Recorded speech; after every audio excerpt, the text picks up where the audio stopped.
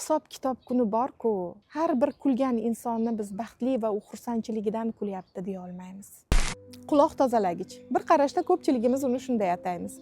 Lekin aslida bu tayoqchalar quloq tozalash uchun o'ylab topilmagan. Lekin juda ko'p funksiyalarda foydalanamiz, to'g'rimi? Malhamlar surishda, ayollar makiyajlarini tuzatishda, quloq tozalashda va qo'llar kirmaydigan ba'zi joylarni, changlarini, kirlarini tozalashda, xullas juda ko'p narsada foydalanamiz. Lekin baribir uni quloq tozalagich deb ataymiz. Nima demoqchiman? Tabassum. Insonlar yuzidagi tabassum har doim ham qalbdagi quvonchdan dalolatmi?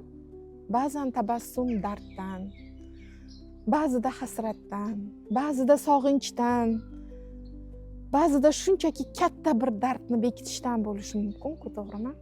Hattoki hisob kitob kuni bor-ku degan tabassumlar ham bor-a? Har bir kulgan insonni biz baxtli va u xursandchiligidan kulyapti deya olmaymiz. Sizchi, siz nimadan tabassum qilasiz? Qay tabassum turlari sizga yaqin? Umuman tanishlaringiz orasida katta, buyuk dardlarni yelkasida ko'tarib, lekin tabassum bilan yurgan insonlar bormi? Ular aslida juda ham kuchli, lekin har doim ham tabassum qalbdagi quvonch aksi bo'lavermaydi. Va men istardimki, har birimizning yuzimizdagi tabassum qalbimizning tub-tubidagi quvonchlarning aksi bo'lsin. Videoni tabassum qilib yuradigan yoki tabassum qilishni unutib qo'ygan tanishlaringizga yuborib qo'ying.